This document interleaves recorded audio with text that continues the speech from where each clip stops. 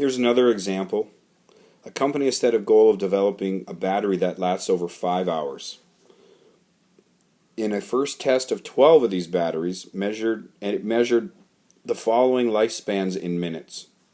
Okay, so we got those 12 values. Is there evidence that the company has met its goal? This is telling me to do some kind of t-test in this case, because we're talking about averages. So I'm going to do some kind of t-test, and you know we're probably going to do one tail. How do I know? Well, because anything, so we're going to consider success anything greater than 300 minutes. Okay? The other part says conduct another trial. How many batteries must we make to make a 95%? That sounds like some kind of confidence interval, but we have to work backwards to get n. Okay? So we've got two things, and it's going to be a 95% confidence interval. Okay?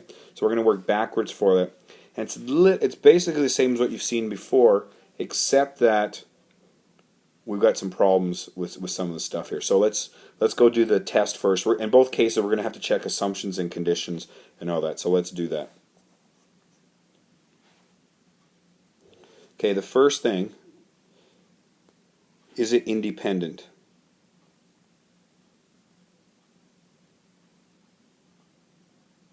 Okay, so I look back here. Does it say anything about the first 12 of these batteries? Are these, the first 12, is this random? It's not random. So, it's not random, but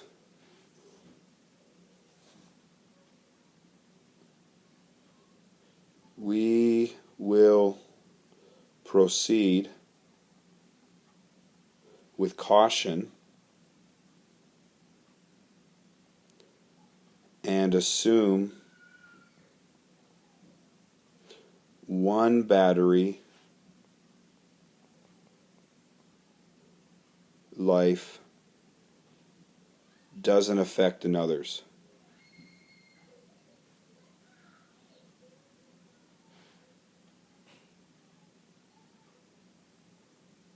Okay? We're going to check the 10% condition, so independence, 10% condition. Okay? We'll assume that there's greater than 120 batteries to be produced. Remember, this is the first 12. They might not actually do more than that. It's like they have the whole population so far. But we're going to assume that they're going to try to produce more than 120 batteries. So this would be less than 10%. So we're okay. So we've got independence for the most part. The randomness is a problem. It doesn't say random. And we can't get around this.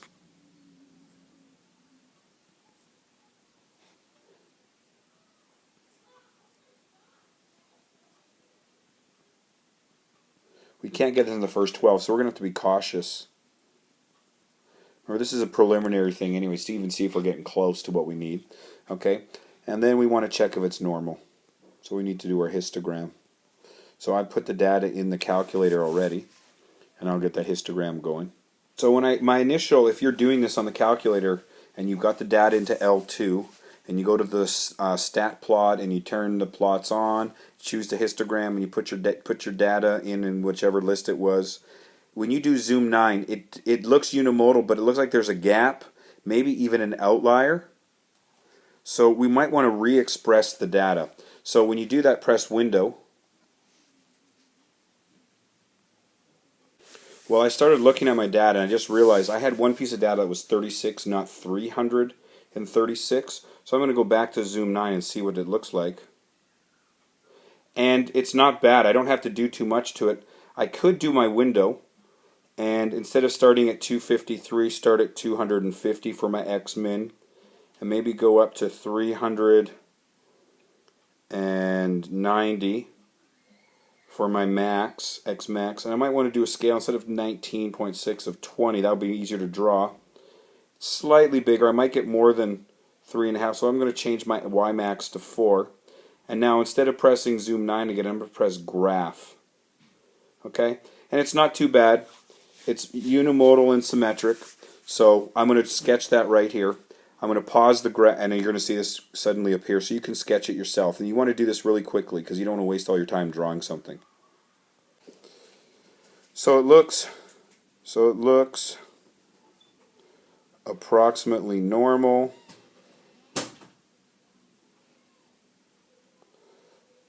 It's unimodal and symmetric.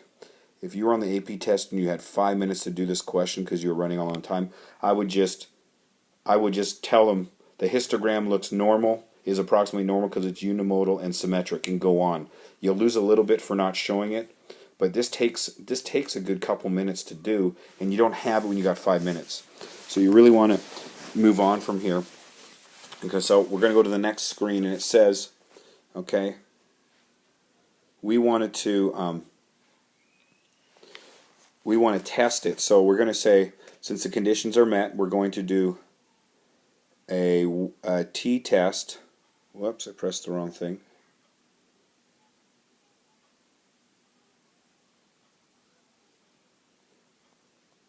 We want a t-test, and we're checking for. We don't want it to be lower, so it's going to be one tail. Okay, and because all the assumptions and condition are met. So let's do our hoe.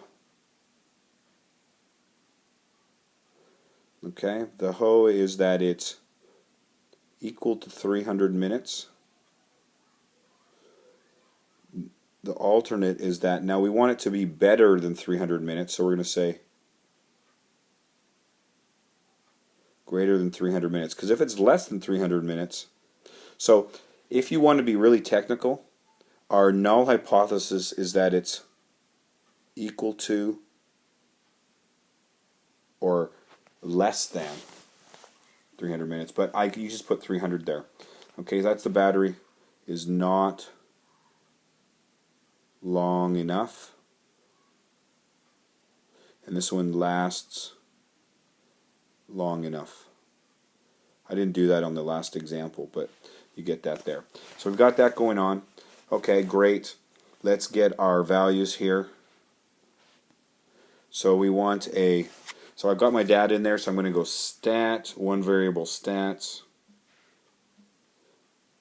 And I'm going to do that, and so I've got that in there. And it tells me my x bar. It goes 306.25. Tells me my standard deviation. Remember, I'm not using sigma, I'm using S. It's 29.31. Both of these are in minutes. So I can get my t-value is 306.25 minus 300 divided by 29.31, and that will give me a t equal to, so it gives me this t-value, gives me that t-value. Now we should write the n down. We had 12 batteries, so our degrees of freedom is 12 minus 1, which is 11. You don't really have to show that work. 11 degrees of freedom. So we need to draw a curve and explain what's going on. We got this here. We said 300. We got it on average out to 306, which was a t-value of 0.2132. And they want us, here we'll do this, they want us to get, they want us to get that area for the p-value. Remember how we do that? We do t CDF, and we want to go from the low, which is 0.2132, up to infinity. So infinity is essentially 99, and we want 11 degrees of freedom. That's the extra step. So I'm going to put that in right now. I get 0.4175 as my p-value.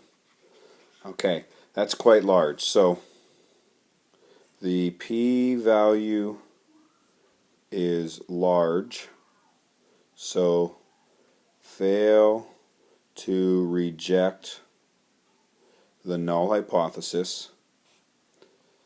Let's put a big dot here. There isn't enough evidence to support that the batteries exceed 300 minutes of continuous use. Okay, we're essentially done the problem. It took me just over 10 minutes to do it, so let's just say it's about 15 to 20 minutes if you have to think and stop. So these problems are doable. Now we haven't finished the problem though, because they want us to make a confidence interval, or they want us to check backwards. So that was part A. You can do it, if you want to do it on the calculator, you can, remember you can do t-test. You can use this with the stat. Remember you want to type stat and you want to go over to test. You want to go over to tests, and then you would choose t-test and you put the in, and I explained that in example 2 at the end how to do that. Also is in the textbook. Okay, so let's do the next part of it. The next part says, if we remember, we wanted to do a 90, so we're right here. We want the lifespan to be within 15 minutes. So that's saying the margin of error is plus or minus 15 minutes. Okay, and we're going to use a 95% confidence interval. Okay, so I'm going to use that on the other page. So we want to be the margin of error equals plus or minus 15 minutes, and we want the we want a 95% confidence interval, and what we want to find out is n. Okay, now here's the problem. What I really want to do, the formula should be, you take what your sample was, you add the margin of error, and the margin of error is a critical t-value with 11 degrees, well, we don't know the degrees of freedom. Remember, it's n minus 1. We don't know n. Okay? And then we have to do the standard error of x bar. So that's plus or minus. So x bar plus or minus. We don't know what to put here because we don't know our degrees of freedom. So we don't know where to look it up on the table. And we know our standard error is s over root n.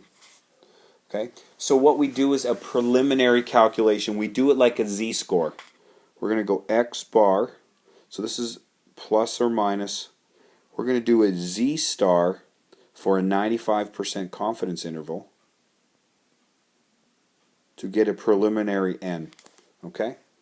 That's what we want to do for our that's what a confidence interval looks like. And remember, this is your margin of error. So this is our preliminary guess is we're going to go like this. We're going to make our margin of error. I'm dropping the plus or minus, is z star s over root n. Okay?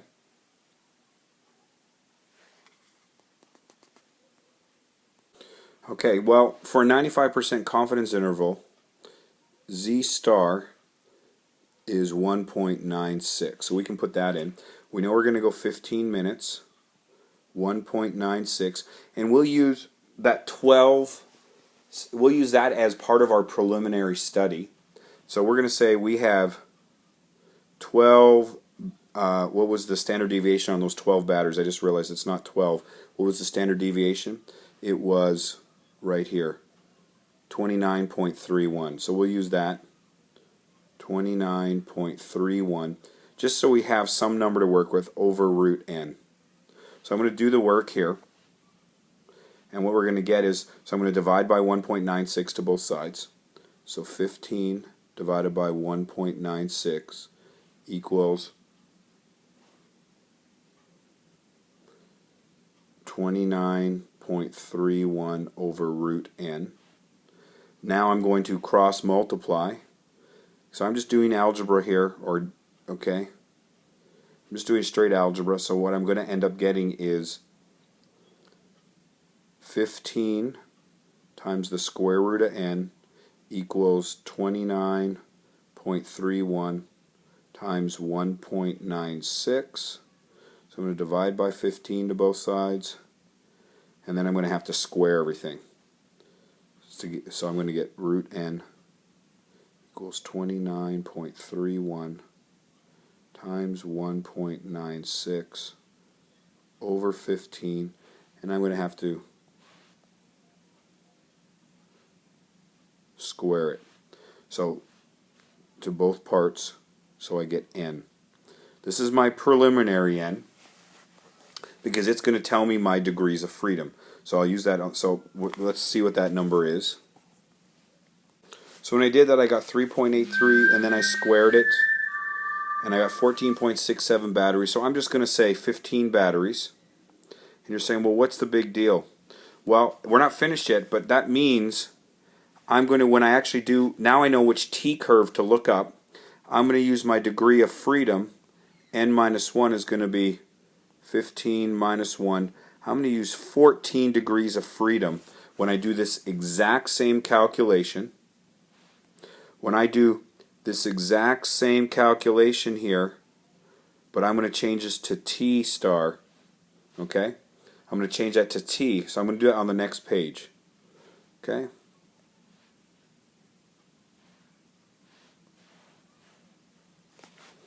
So I've got my margin of error equals t star, and I now can use 14 degrees of freedom, and I can then go s over root n.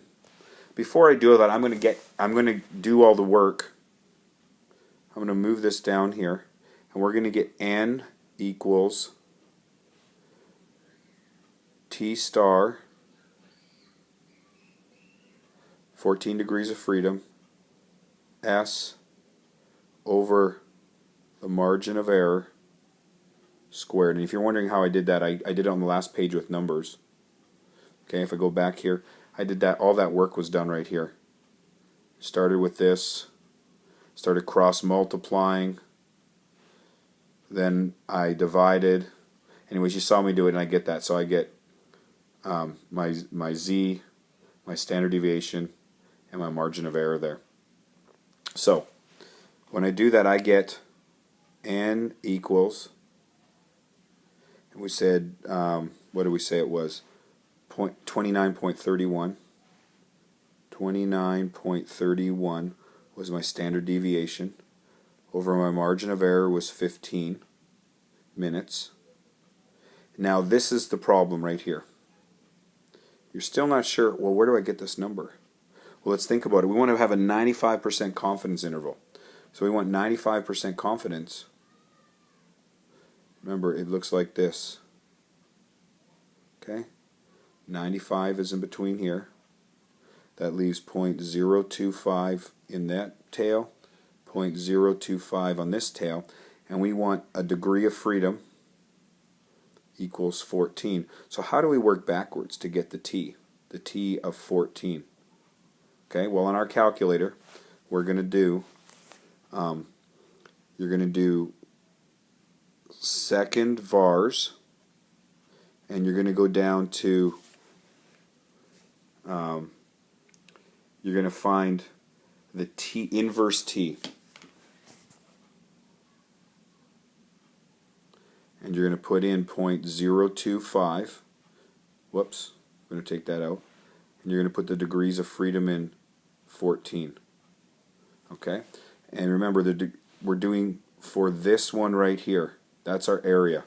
Okay? We do that. Otherwise, you have to look on it as on a two-tailed test on the with 0.025 on the table. Okay, so I'm going to do that right now. Okay, so now I found the t value. Now it's negative. Remember I said I'm dropping the positive or negative, and you're saying, well, why? Well, remember, you really want this one as well here.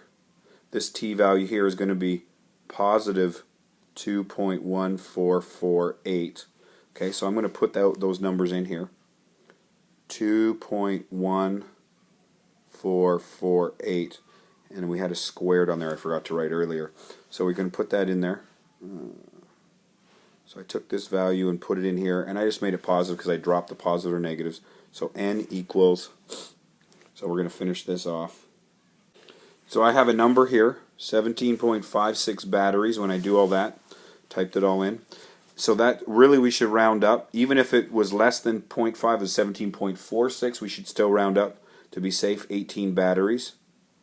So it gives us an idea how many we need. So 18 batteries to have a margin of error equal to plus or minus 15 minutes with a 95% confidence interval. Now remember, they wanted to be 95% confident that they had the true battery life. Okay, that they've got somewhere within 30 minutes of the true battery, within 15 minutes each side, or total somewhere in there 30 minutes in total between the ends. Okay, and you'll notice, remember here, look at this t-value. This t-value was not negative 1.96 like it was for a z-value. So be careful on that. We used the z-value to estimate the degrees of freedom. So then we knew what we could put right here when we did this part here. So it's actually a two-step process. Okay, I spent 22 minutes. It's probably a 25 to 30 minute problem on the AP test. You really need to get this to 25 minutes. So it's going to be time pressure for this kind of problem.